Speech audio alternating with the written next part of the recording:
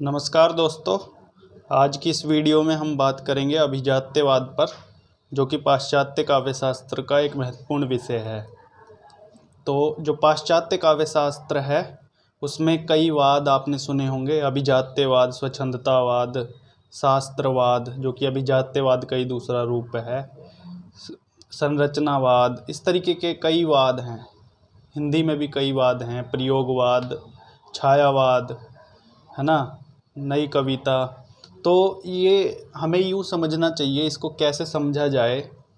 तो ये जो वाद होते हैं वो एक तरीके की विचारधारा होती है, एक तरीके की प्रवृत्ति होती है, जिसमें ये तय किया जाता है कि उस वाद में एक ही तरीके की, एक ही ढर्रे की बात कही जाएगी, एक ही सिद्धांत से रिलेटेड बात कही जाएगी, तो वो वाद बन जाते हैं। अब जैसे हिंदी में जो प्रयोगवाद हैं उसका ये कहा गया कि ये जो कविताएं हैं वो नए प्रयोगों के आधार पर की गई कविताएं हैं, जिसमें नए उपमान, नए प्रयोग किए गए हैं। छायावाद को कहा गया कि उसमें कल्पना और इन सभी की अभिव्यक्ति ज़्यादा थी। तो इनकी प्रवृत्ति के तहत वादों का निकलना शुरू होता है किसी भी साहित्य में। तो ऐसे ही पश्चिम जगत का जो साहित्य है उसमें से अभिजात्यवाद निकलता है, और पश्चिम जगत का जो साहित्य है उसमें अभिजात्यवाद एक महत्वपूर्ण अवधारणा है। अब हमें ये अभिजात्यवाद को समझने से पहले थोड़ा ये समझना होगा कि अभिजात की जो पश्चिम साहित्य है वो कहाँ का है। पश्चिम साहित्य असल में यूरोप का है। यूरोप में फ्रांस के बाद सबसे महत्वपूर्ण जो, जहाँ से साहित्य की वो एक साहित्य के क्षेत्र में जिसे लोहा माना जाए, लोहा, जिस देश का लोहा माना जाता है तो वो है इंग्लैंड। यहीं से ही काफ़ी साहित्यकार निकले और यहीं से ही काफ़ी साहित्य आलोचक सामने आए। तो और बेसिकली जो भी साहित्य है पश्चिम जगत का वो यूरोप से है। ये दो बातें हमें समझनी है। तो पश्चिम साहित्य के केंद्र में है यूरोप और उस पे भी इंग्लैंड। यहीं से ही शुरुआत होती है, जॉन ड्राइडन से लेकर के आगे तक आई.ए. रिचर्ड्स तक, ठीक है। और फिर उसके बाद जो वाद आते हैं वो भी इन्हीं साहित्य और इन्हीं से ही जुड़े हुए हैं। हाँ, तो अब बात करते हैं पाश्चात्य काव्यशास्त्र की शुरुआत की, या फिर पाश्चात्य साहित्य के शुरुआत की। पाश्चात्य जो साहित्य है वो असल में 15वीं शताब्दी या कहें 16वीं शताब्दी से शुरू होता है। हमारा जो हिंदी साहित्य है वो कहाँ से शुरू होता है, वो 11वीं शताब्दी से शुरू हो जाता है। आदिकाल, ठीक है, आदिकाल, भक्तिकाल, रीतिकाल आते हैं। लेकिन जो पश्चिम का साहित्य है वो असल में शुरू होता है 16वीं शताब्दी से। 16वीं शताब्दी से ये शुरू होता है और आगे तक चलता है। अब आप कहेंगे कि 16वीं शताब्दी से पहले क्या था, तो पहले जो रचनाएं हो रही थी उन्हें साहित्य की नज़र से नहीं परखा जा सकता, कि उन्हें ऐसा नहीं कहा जा सकता कि उन्हें साहित्य की कोटि में रखा जा सके। वो या तो हास्यास्पद कविताएं या नाटक थे, या तो और कुछ था। तो जो भी साहित्य रचा गया जिसे साहित्य की कोटि में रखने के योग्य हम मान सकते हैं, वो साहित्य जो रचा गया वो सारा साहित्य था 5वीं शताब्दी से लेकर के, वो सारा साहित्य था 5वीं शताब्दी से लेकर के 15वीं शताब्दी तक कोई भी यहाँ पर रचना नहीं हुई। और जो मैं बात कर रहा हूँ 15वीं शताब्दी से पहले जो साहित्य रचा गया वो 5वीं शताब्दी से पहले का साहित्य था। 5वीं शताब्दी से पहले होरेस, होमर और इस तरीके के जो भी रचनाकार थे उन्होंने नाटक रचे, उनको और इसी तरीके की रचनाएं थीं। लेकिन इसमें साहित्य कैसे रचा जाए इसकी बात खूब हुई।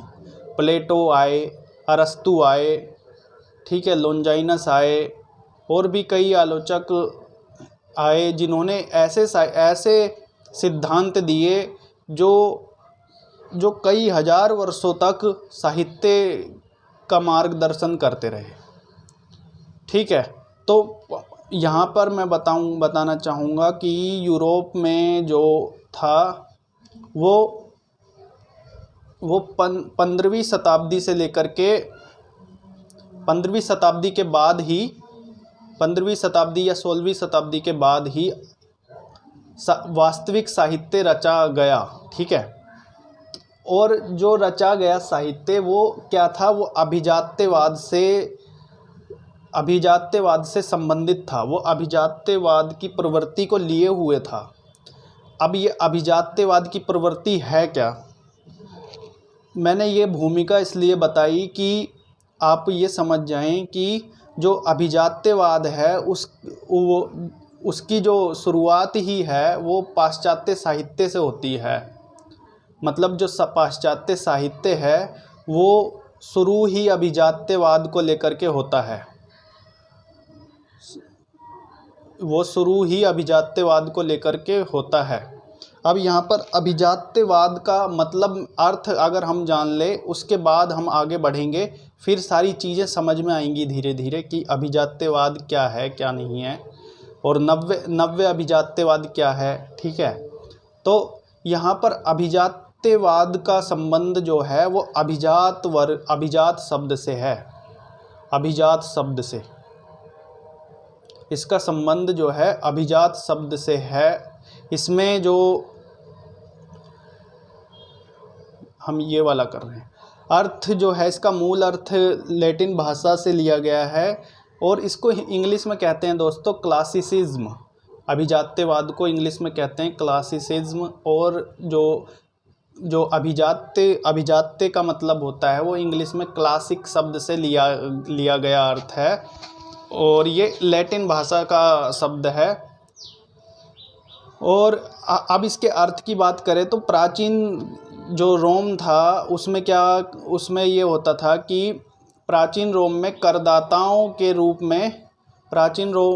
करदाताओं के सर्वोच्च वर्ग के लिए इसका प्रयोग किया जाता था। अभिजात यानी कि क्लासिक शब्द का प्रयोग किया जाता था। इसका परिणाम यह हुआ कि क्लासिज्म, क्लासिक और क्लासिकल ये सभी शब्द श्रेष्ठता के वाचक हो गए। अब श्रेष्ठता के वाचक कैसे हो गए कि जो कर जो लिया जाता था वो केवल सर्वोच्च वर्ग के लिए ही था, सर्वोच्च वर्ग के लिए ही कर था, इसलिए वहाँ पे उनको जो शब्द था उन वर्गों को यूज़ किया गया, क्लासिक वर्ग।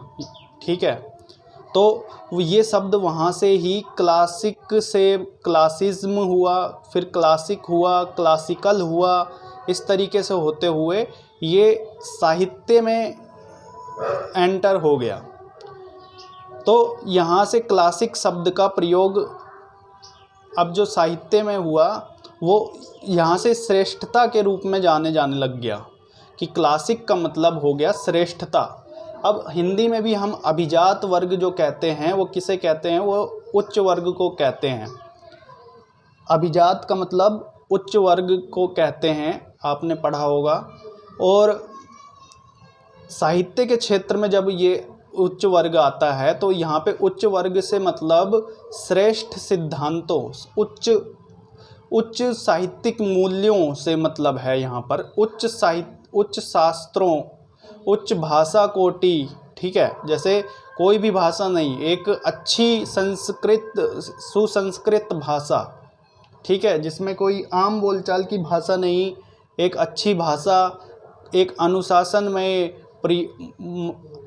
कविता का प्रयोग, नाटक जब हम लिखेंगे तो फिर एक अनुशासन होगा, उसमें नियम होंगे, उसमें कुछ भी मजाक जैसा कुछ चीज़ नहीं होगी, है ना। सारी बातें श्रेष्ठ होंगी, श्रेष्ठ कही जाएंगी। तो यही अभिजात्यवाद का मानना है कि साहित्य में जो है श्रेष्ठता लाई जाए, साहित्य को एक अनुशासन और गहन गंभीर कार्य के रूप में देखा जाना चाहिए। कोई छोटा मोटा छुटपुट कार्य के रूप में नहीं माना जाना चाहिए, क्योंकि ये एक उच्च कार्य है जिसे जिसे साधारण व्यक्ति नहीं कर सकता। ये ऐसा इनका मानना था अभिजात्यवादियों का।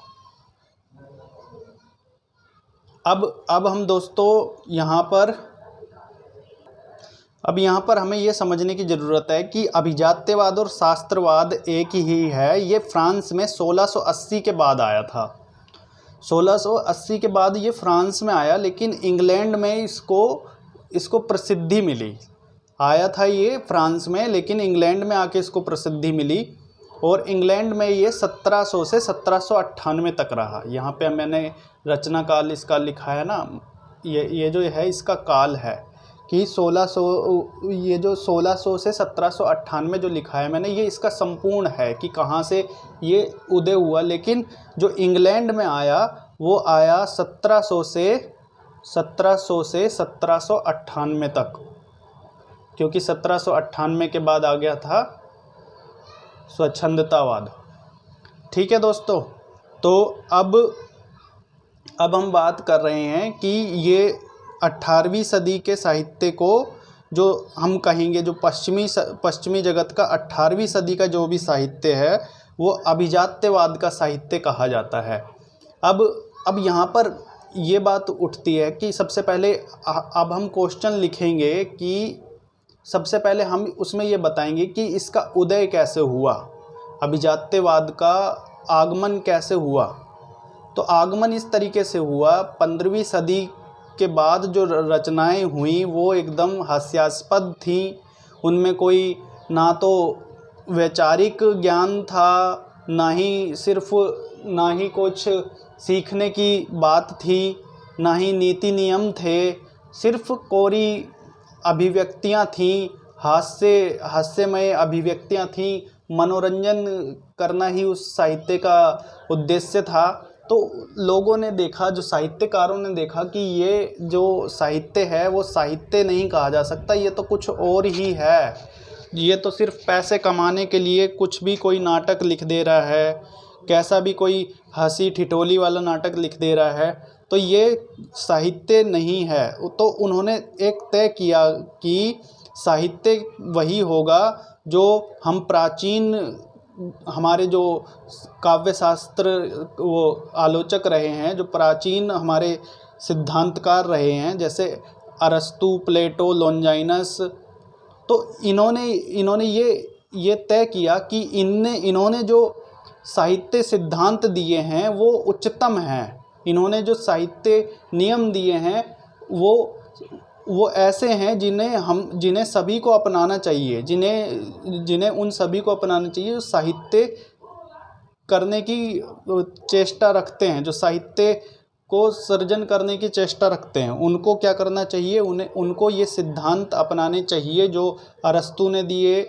जो प्लेटो ने दिए, जो लॉन्जाइनस ने दिए। ठीक है, तो ये बोल रहे कि अब जो इन्होंने जो सिद्धांत दिए, अब हम कोई नए सिद्धांत नहीं दे सकते, हमें इन्हीं सिद्धांतों का अनुकरण करना चाहिए इन्हीं सिद्धांतों का। ठीक है, तो ये क्या करने लगे, ये उन्हीं सिद्धांतों को आधार बना करके रचना करने लगे। तो अब ये उन सिद्धांतों को जब आधार बना के रचना करने लगे तो इनकी रचना में क्या देखने के लिए हमें मिलता था कि इनकी भाषा सुसंस्कृत होती थी। मतलब कोई आम बोलचाल की भाषा नहीं होती थी, आम बोलचाल के शब्द नहीं होते थे।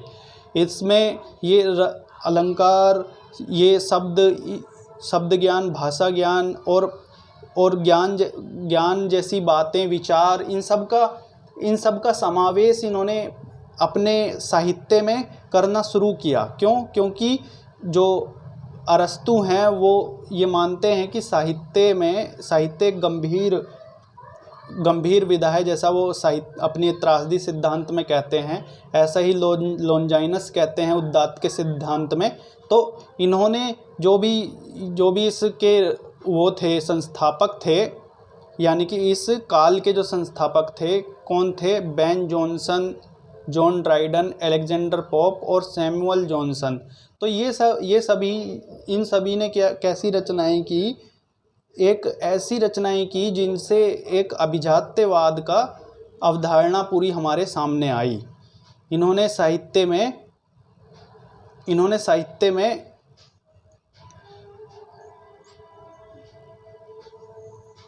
इन्होंने साहित्य में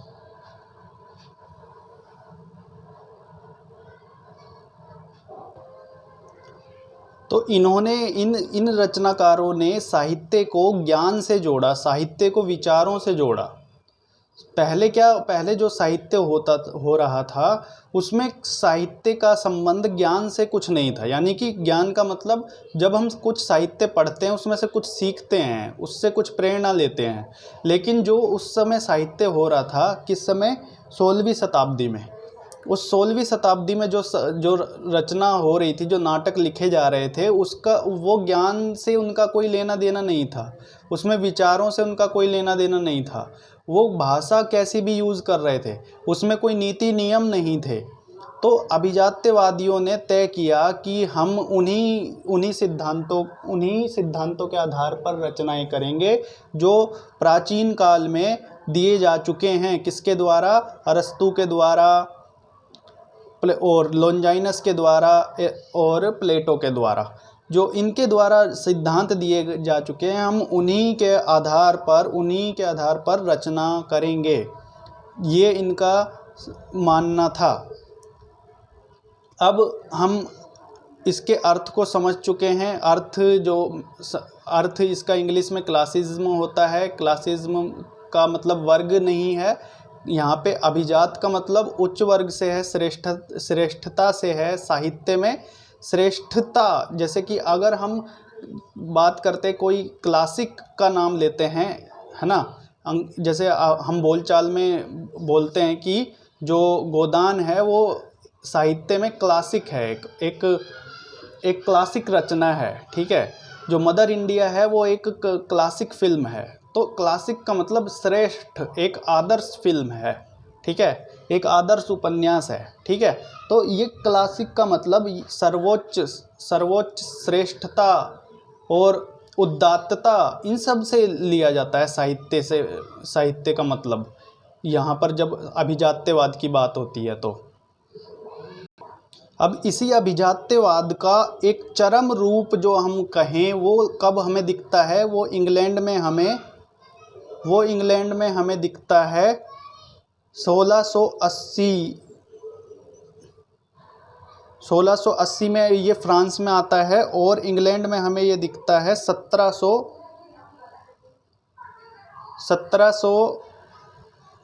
से लेकर के 1798 तक, ठीक है। 1700 से लेकर के 1798 तक क्या रहता है? अभिजात्यवाद। कहाँ पर? इंग्लैंड में, ठीक है। तो फिर 1798 में आता है स्वच्छंदतावाद, जिसमें अब किसकी बात होती है?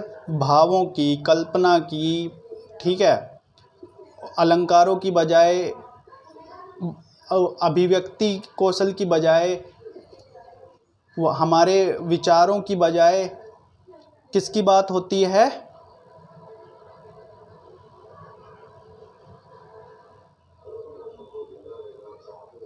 स्वच्छंदतावाद में बात होती है अनुभूति की, भावों की, ठीक है। और वहाँ पे अभिव्यक्ति पर ना बल दे करके भावों पर बल दिया गया, ठीक है। इसके उलट था अभिजात्यवाद पहले आता है, स्वच्छंदतावाद बाद में आता है। ये तो सबसे पहले आपको याद करना है, ठीक है। अभिजात्यवाद साहित्य की शुरुआत से ही आ जाता है इंग्लैंड में, ठीक है। तो अब जो 1700 से 1798 तक जो है इसका जो है समय है। अब इस प्रकार जो हमने इसके अर्थ की चर्चा की, यूरोप में ये कब आया। अब हम ये बात करेंगे कि अभिजात्यवाद की प्रवृत्तियां क्या हैं, प्रमुख प्रवृत्तियां क्या हैं।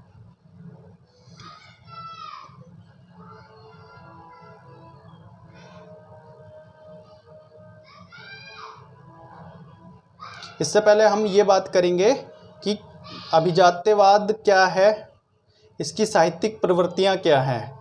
सर्वप्रथम सर्वप्रथम सर्वप्रथम फ्रांस में रचनाकार साहित्य में फैली अराजकता का विरोध करने लगे।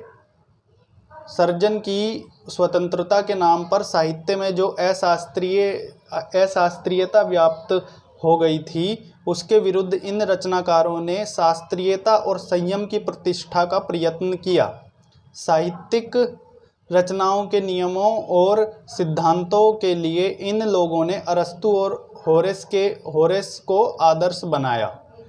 अब यहाँ पर ये कहा गया है कि जो अशास्त्रीयता थी उसका विरोध किया किन्होंने? अभिजात्यवादियों ने। और ये कब किया? सबसे पहले फ्रांस में इसका विरोध हुआ। ठीक है, फ्रांस में इसका विरोध होता है। फ्रांस में रचनाकार साहित्य में फैली अराजकता का विरोध करने लगे। सर्जन की स्वतंत्रता के नाम पर साहित्य में जो अशास्त्रीयता व्याप्त हो गई थी। अशास्त्रीयता यानी कि कोई भी कैसी भी भाषा प्रयोग कर रहा है, ना तो छंद यूज़ कर रहा है, ना अलंकार यूज़ कर रहा है,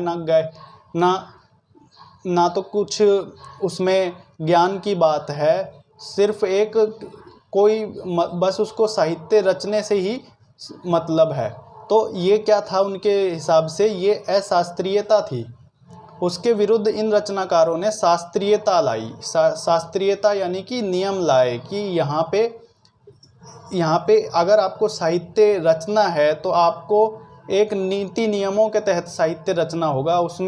उसमें एक विशेष भाषा का प्रयोग करना होगा, एक विशेष भाषा का ख्याल रखना पड़ेगा साहित्य रचना करते समय।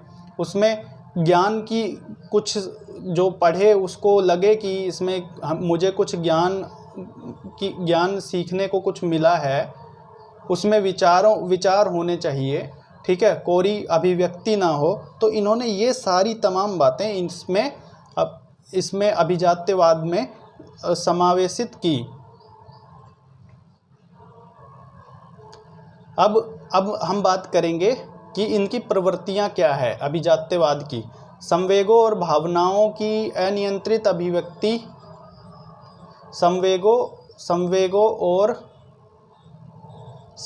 और भावनाओं की अनियंत्रित अभिव्यक्ति के विरुद्ध इन्होंने विवेक, स्पष्टता, व्यवस्था की वकालत की। ठीक है, अब यहाँ पर हमें समझने की ज़रूरत है संवेगों और भावनाओं की अनियंत्रित अभिव्यक्ति के विरुद्ध। यानी कि हमारे या फिर जो साहित्यकार है उसके मन में कोई भी ख्याल आ गया, उसने किसी तरीके से उसको कविता या नाटक में ढाल के बना दिया। ना तो उसने उसमें विवेक का ध्यान रखा, ना तो उसमें स्पष्टता का ध्यान रखा, ना तो उसमें ये बताया कि कैसी व्यवस्था करनी है। सिर्फ उसने उसको नाटक या उपन्यास या कविता का रूप दे दिया। तो इन्होंने क्या किया? उन भावनाओं की अनियंत्रित अभिव्यक्ति के विरुद्ध इन्होंने विवेक, स्पष्टता और व्यवस्था की वकालत की।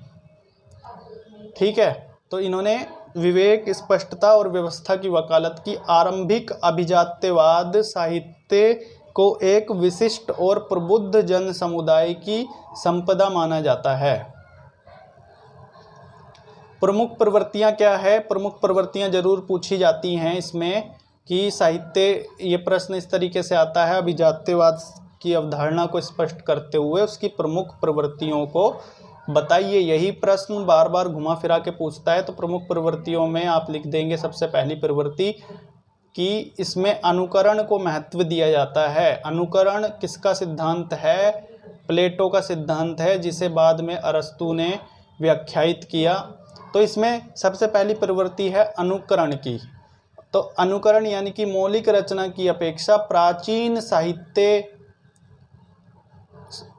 साहित्य प्रतिमानों का अनुकरण करना इनकी प्रवृत्ति है। इन रचनाकारों की प्रवृत्ति है कि जो प्राचीन साहित्य रचना वो आलोचक हुए, कौन से? प्लेटो, अरस्तु, लॉन्जाइनस, उनके जो साहित्य सिद्धांत थे उनका अनुकरण करना, उनके साहित्य प्रतिमानों का अनुकरण करना इनकी प्रमुख प्रवृत्ति है। इनकी रचनाओं में साहित्य जो प्राचीन आलोचक हैं अरस्तु, होरेस, होमर, दांते, इन सभी के साहित्य प्रतिमानों का अनुकरण आपको दिखाई देगा इनकी रचनाओं में, अभिजात्यवादियों की रचनाओं में।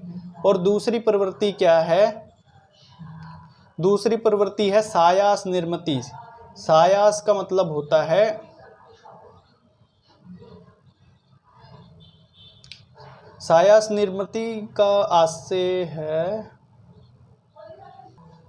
हाँ, तो ये जो सायास निर्मिति है, ये जो सायास निर्मिति है, इसका मतलब है पहले से ही या फिर अपने आप जो रचना पहले से ही मौजूद है, पहले से ही जो निर्मित है, बस उसको उद्घाटित करना, उसी को व्याख्यायित करना, ये है सायास। सायास का मतलब है खुद ब खुद, जो पहले से ही मौजूद है।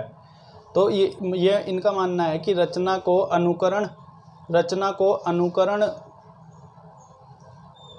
अनुकरण मानने के कारण अभिजात्यवादी रचनाकार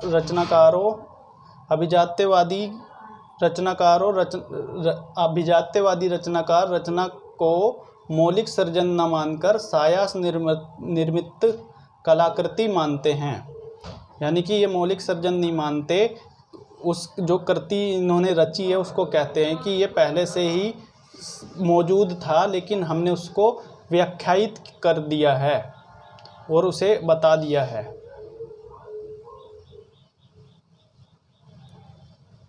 तीसरी प्रवृत्ति है इनकी भाव संयम, यानी कि ये भावों पर ज़्यादा बल नहीं देते। भाव संयम और भाव व्यवस्था। स्वच्छंदतावाद रचना का हेतु जिस भावावेग भावाच्छ्वास को मानता था, यहाँ भाव संयम भाव के साथ ज्ञान, विवेक, विचार और भावों की व्यवस्था पर बल देते हैं। भाव संयम और भाव की व्यवस्था। भाव संयम से आशय है कि जिस तरीके से स्वच्छंदतावाद में जिस तरीके से भावों पर बल रहता है, भावों की अभिव्यक्ति ज़्यादा होती है, यहाँ पर भावों का संयम रहता है और ज्ञान की अभिव्यक्ति ज़्यादा होती है, विचार की अभिव्यक्ति इनके साहित्य में ज़्यादा होती है, और यही इनकी प्रवृत्ति है। सार्वभौमिकता। इनके काव्य में जो व्यक्तिवाद का निषेध किया जाता है। व्यक्तिवाद क्या है? व्यक्तिवाद की क्या है कि खुद की अपनी निजी अनुभूतियों से ये पल्ला झाड़ते हैं, अपनी निजी अनुभूतियों को साहित्य में सोचते हैं कि उनको अभिव्यक्त ना करें। व्यक्तिकता का ये निषेध करते हैं और सार्वभौमिकता की वकालत करते हैं। सार्वभौमिकता से आशय है कि जो ये साहित्य रच रहे हैं वो सभी के लिए उपयोगी हो, वो यूनिवर्सल हो, वो एक विश्व की वस्तु हो, ना कि किसी एक व्यक्ति से जुड़ी हुई वस्तु कही जाए। ये है सार्वभौमिकता का मतलब। स्वच्छंदतावाद में काव्य को मूलतः कवि की आत्मिक अभिव्यक्ति माना जाता है।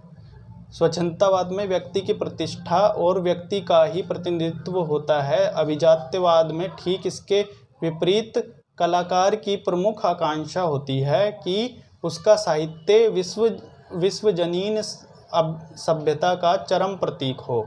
इस प्रकार की सार्वभौमिकता को लक्ष्य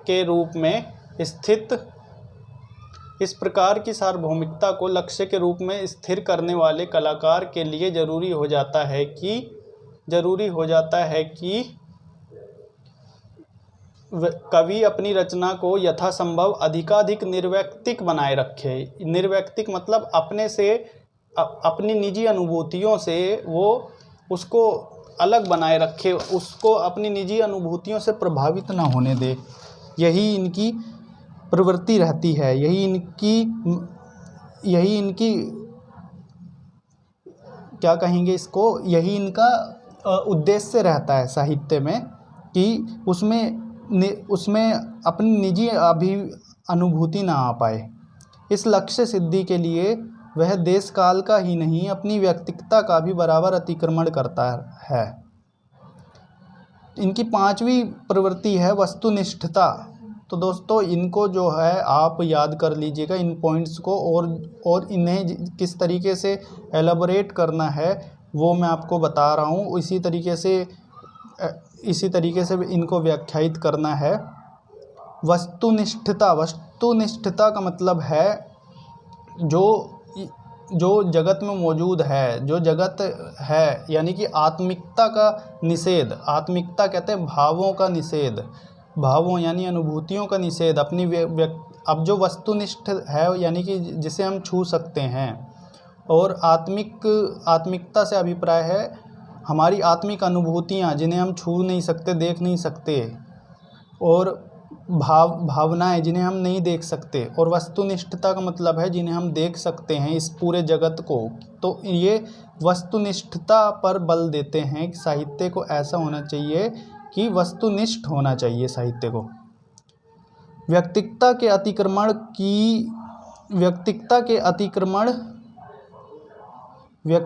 अतिक्रमण की एक प्रवृत्ति आत्म की तुलना में वस्तु को महत्व देने की होती है। आत्म की तुलना में वस्तु को महत्व देते हैं। वस्तु का मतलब जगत को, अपनी आत्मिक अनुभूतियों को महत्व देने की बजाय ये साहित्य में जगत को महत्व देते हैं। दूसरा ये कि ये प्रवृत्ति नवीनता की उद्भावना की अपेक्षा परंपरा का अनुगमन करने की होती है। परंपरा का अनुगमन करना मतलब जो पहले कहा जा चुका है, जो पहले हो चुका है, उसी को साहित्य में लाना और उसी के अनुसार लोगों को ज्ञान रंजित करना इन अभिजात्यवादियों का उद्देश्य होता है। यहाँ कल्पना की उड़ान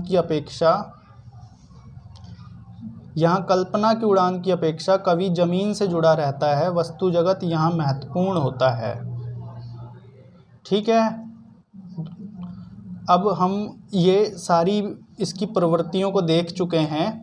तो दोस्तों जो अभिजात्यवाद है वो साहित्य की ही एक अवधारणा है। इसके बाद स्वच्छंदतावाद आता है, और स्वच्छंदतावाद 1798 से आता है। अब जो अभिजात्यवाद की प्रवृत्तियां हैं वो पूरी विपरीत प्रवृत्ति हैं स्वच्छंदतावाद की। तो इसका जो स्वच्छंदतावाद है उसको हम अगली वीडियो में बताएंगे। आज के लिए इतना ही। धन्यवाद।